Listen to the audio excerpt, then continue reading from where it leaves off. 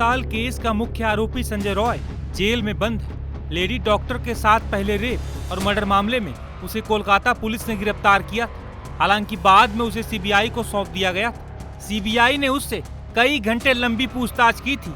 इसके साथ ही उसका पॉलीग्राफ टेस्ट भी किया गया है। आरोपी संजय के साथ साथ आरजी कर मेडिकल कॉलेज के पूर्व प्रिंसिपल संदीप घोष और उसके अलावा 5 और लोगों का पॉलीग्राफ टेस्ट हुआ है। इस घटना के बाद से ही लगातार ये कहा जा रहा है कि संजय रॉय के खिलाफ इस मामले को लेकर कई सबूत। करीब आधी रात को अस्पताल पहुंचते हुए भी वो सीसीटीवी में कैद है।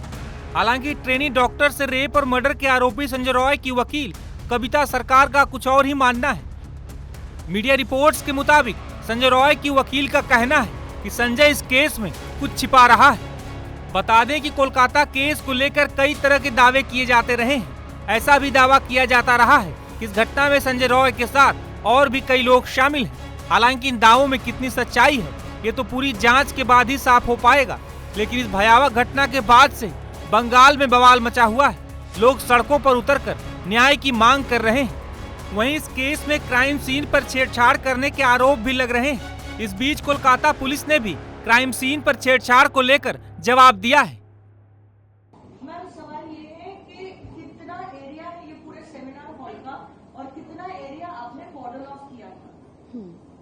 सेमिनार हॉल जो है, जो मैंने पिछले दिन भी बताया था, 51 फीट बाय 32 फीट का था। उसके अंदर डेड बॉडी जहां पे थी वहां से लेके 40 फीट तक हमारा कॉर्डन था पूरे रूम में। सो इट इज बेसिकली 40 और 32 फीट पूरा कॉर्डन ऑफ था। जो भी प्रोसेस जो इन्वेस्टिगेशन टीम को करना होता है, मान लीजिए सीज करना हो, इंक्वेस्ट करना हो, फॉरेंसिक ऑफिशियल्स का आना हो, या जुडिशियल मैजिस्ट्रेट को रहना हो, या किसी को वहां पे डेड बॉडी शिफ्टिंग करने के लिए सामान लेके आना हो, ये सारी चीजें जो है उस 40 फीट के अंदर हुई थी। ये कॉर्डन हमने 10:30 बजे तक लगा दिया था। हमको 10:10 तक खबर मिल गई थी, तो इंस्टेंटली हमारे लोगों ने जाके कॉर्डन ऑफ कर दिया। और कॉर्डन ऑफ करने के बाहर वाली जो जगह है, जो कि सेमिनार हॉल के अंदर है, वहां पे पेरेंट्स के आके बैठना, जो इमरजेंसी में जो मेडिकल ऑफिसर जो ब्रॉड डेड डिक्लेयर करता है, उनका जो बैठ के लिख के जो डिक्लेयर करना होता है, वो तो इमरजेंसी में ही रहते हैं। लेकिन उनको भी जूनियर डॉक्टर्स ने या वहां पे जो हॉस्पिटल के जो लोग थे, उन्होंने सबने रिक्वेस्ट किया था कि ये सारी चीजें जो है, जितना भी पेपर वर्क है, वो उनके सामने होना चाहिए। इसीलिए वो जगह जो है उनके लिए अलग से हमने अरेंज कर दिया था कि वो लोग वहां पे ये सब काम कर सकते हैं।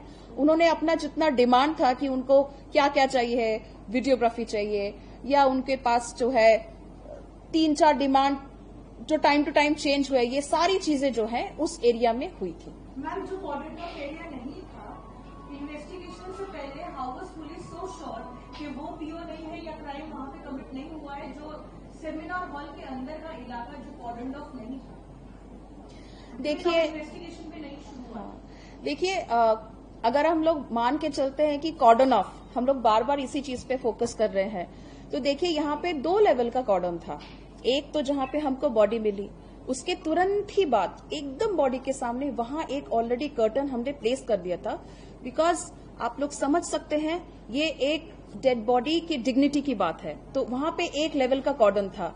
और उसके बाद 40 फीट दूर जितनी जगह एक टीम को काम करने के लिए, क्योंकि टीम अकेले तो एक इंसान नहीं आती, वो लोग अपना कैमरा लेके आते हैं, उनका पेपर वर्क लेके आते हैं, उनको जो जो चीजें चाहिए वो लेके आते हैं, तो थोड़ी सी जगह उनको देनी पड़ती है। तो इसलिए 40 फीट के वहां पे हमने दूसरा कॉर्डन लगाया था।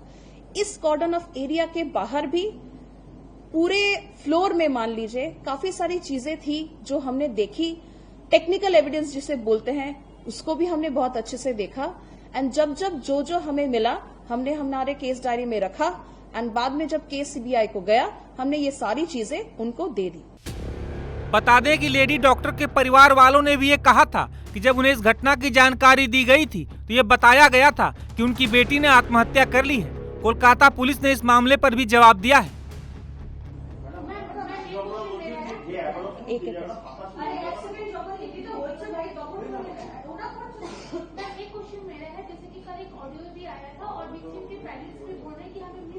किया गया था, सुसाइड और जो भी था।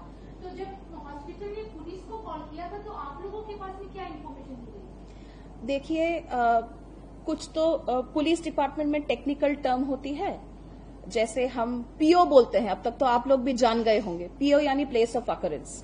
सिमिलरली जब भी हमें कोई बॉडी मिलती है हम लोग उसको अननेचुरल डेथ बोलते हैं, तो उसे यूडी के हिसाब से कहा जाता है।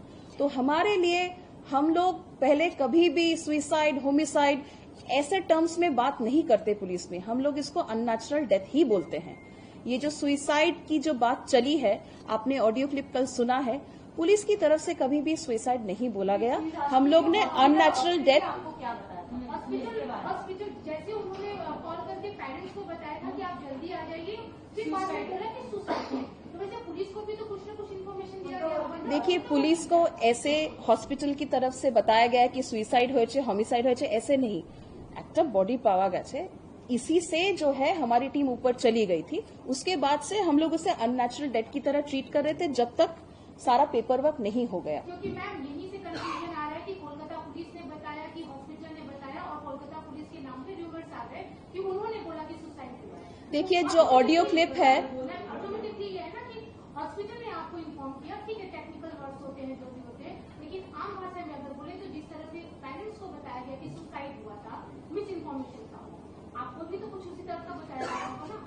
देखिए, इस जो मैटर में कोलकाता पुलिस ने क्या कहा, अभी आपने ही कहा सबके सामने कि जो है र्यूमर चली है, तो मैं जितने सवाल और जितने जवाब जो हम पिछले काफी दिन से कहते आए, मैं इसे फिर से दोहरा देती हूं। हमारी तरफ से, कोलकाता पुलिस की तरफ से कभी भी हमने किसी को बोला नहीं कि ये सुसाइड है, क्योंकि हम पहले, जब से हमको खबर मिली है, हमारे लिए ये अननेचुरल डेथ था। जब तक कि ना सारी चीजें क्लियर नहीं हो गई एंड केस रजिस्टर हुआ एंड बाकी जब ये बोला गया कि मर्डर है, होमिसाइड है, वो सारी चीजें आपके सामने हुई हैं। तो हमारे लिए जब से हमको खबर मिली है 10:10 से, तब तक हमारी पार्लेंस में हम उसे अननेचुरल डेथ ही बोल रहे थे।